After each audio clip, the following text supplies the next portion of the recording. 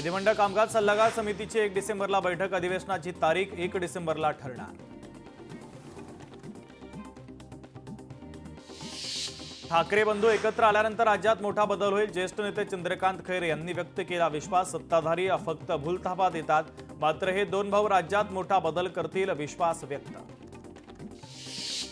अजित पवारांच्या प्रचार सभेला आशा सेविकांची हजेरी, शासकीय सेवेतील गट प्रवर्तकांकडून व्हॉट्सअॅपवर मेसेज। डोंबिवली ठाकुर्ली उड्डाणपुलाच्या उन्नत मार्गावरून शिवसेना भाजपमध्ये बॅनर वॉर, शिंदे विरुद्ध भाजप श्रेयवादाची लढाई। निलेश राणेंनी घेतली निवडणूक अधिकाऱ्यांची भेट, भाजप पदाधिकाऱ्यांना पैसे बाळगल्याप्रकरणी भेट, संपूर्ण चौकशी करून एफआयआर दाखल करण्याची मागणी। मुंबई महानगरपालिकेसाठी भाजपकडून तयारीला वेग, भाजपकडून इच्छुकांच्या मुलाखतींना सुरुवात, 2 आठवड्यात मुलाखती पूर्ण करून वरिष्ठांना नावं सादर करणार। नीलम गोरे यांनी घेतली पालवे कुटुंबियांची भेट, अनंत गरजेची बहीण शीतल आणि भाऊ अजयला अटक करा, पालवे कुटुंबियांची मागणी। कुणाच्या घरात जाऊन व्हिडिओ शूटिंग करणं नियमबाह्य, निवडणूक आयोग आणि पोलीस या संदर्भात तपास करतील। मालवणमधील निलेश राणेंच्या धाडी संदर्भात चंद्रशेखर बावनकुळेंची प्रतिक्रिया। रामभाऊ खाडे यांच्यावर हल्ला प्रकरणी जयंत पाटील यांच्याकडून चिंता व्यक्त, आरोपीवर कठोर कारवाई करण्याच्या मागणीचं जयंत पाटलांचं मुख्यमंत्री फडणवीसांना पत्र। सामाजिक कार्यकर्ते राम खाडे यांच्यावर झालेला हल्ला गंभीर, पोलिसांनी प्रकरणाची सखोल चौकशी करून दोषींवर कठोर कारवाई करावी, मंत्री पंकजा मुंडेंचे आदेश। शरद पवार यांच्यामुळे राजकारणामध्ये तुमची ओळख निर्माण झाली असं म्हणत धाराशिवमधील प्रचार सभेत शशिकांत शिंदे यांची नाव न घेता भाजप आमदार राणा जगजितसिंह पाटील यांच्यावर जोरदार टीका। अनगर नगरपंचायत निवडणुकीच्या निमित्तानं चर्चेत असलेल्या उज्ज्वला थिटेंचा राष्ट्रवादीमध्ये प्रवेश, सोलापुरातील वडाळा या ठिकाणी अजित पवारांच्या उपस्थितीमध्ये पक्षप्रवेश संपन्न।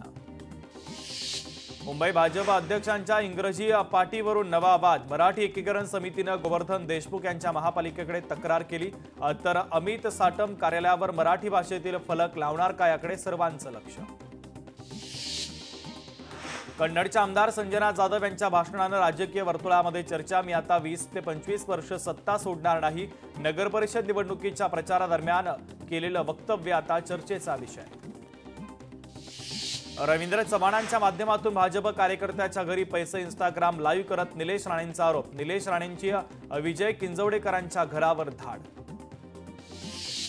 दुबार मतदारांच्या मुद्द्यावरून नाशिकमध्ये शिवसेना आक्रमक, नाव न घेता थेट भाजपवर निशाणा, महापालिकेतील जादूगार कोण, दुबार मतदारांच्या संदर्भात अनेक आरोप।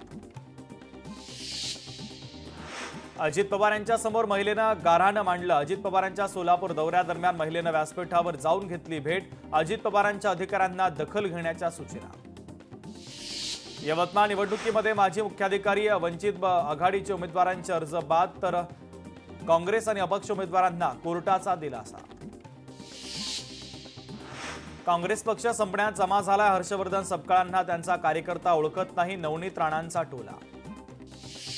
गडचिरोली जिल्हाधिकारी आणि पोलीस अधीक्षकांनी केली निवडणूक व्यवस्थेची पाहणी, निवडणुकीसाठी सुरक्षा यंत्रणा आणि व्यवस्थेचा घेतला आढावा। शिंदेंच्या शिवसेनेचे माजी आमदार शहाजीबाबू पाटील यांच्या विरोधामध्ये मुख्यमंत्री देवेंद्र फडणवीस सांगोल्यामध्ये सभा घेणार, मुख्यमंत्री देवेंद्र फडणवीस 30 नोव्हेंबर रोजी सांगोल्यामध्ये प्रचार सभा घेणार असल्याची माहिती। भाजप उमेदवारांच्या प्रचारासाठी मुख्यमंत्री देवेंद्र फडणवीस 28 नोव्हेंबरला वर्धा जिल्ह्याच्या दौऱ्यावर, हिंगणघाट येथे सभेचं आयोजन, जिल्ह्यातील 6 नगर परिषदेचे नगराध्यक्ष आणि नगरसेवक निवडून आणण्याचं भाजप समोर मोठं आव्हान। कुर्डुवाडीमधील शिंदेंच्या शिवसेनेसोबत युती भविष्याची नांदी, शशिकांत शिंदेंच्या वक्तव्यानं मोठ्या भूकंपाचे संकेत, राजकीय वर्तुळात सर्वांच्या भुवया उंचावल्या। उमेदवाराच्या प्रचारासाठी पालकमंत्री पंकज भोयर मैदानात, उमेदवारांच्या प्रचारार्थ पंकज भोयर स्वतः रस्त्यावर, वर्ध्यामध्ये भाजप उमेदवारासाठी पायी रॅलीत ते सहभागी झाले।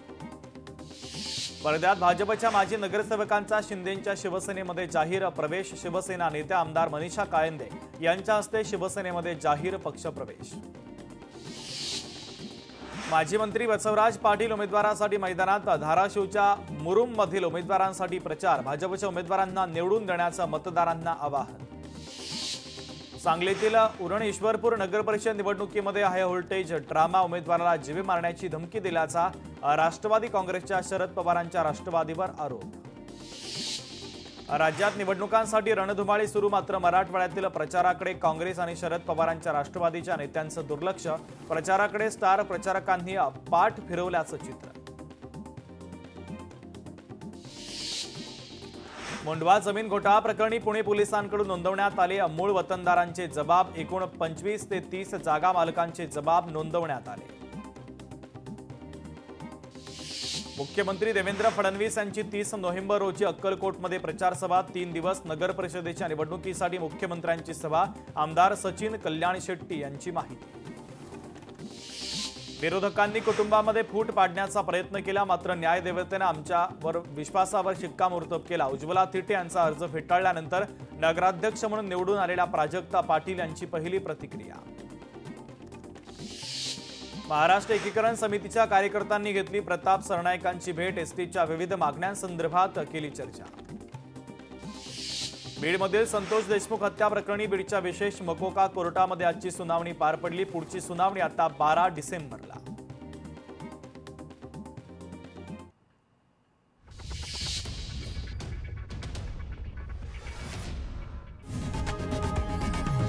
लोकशाही मराठी ऐका, पहा, जागरूक रहा।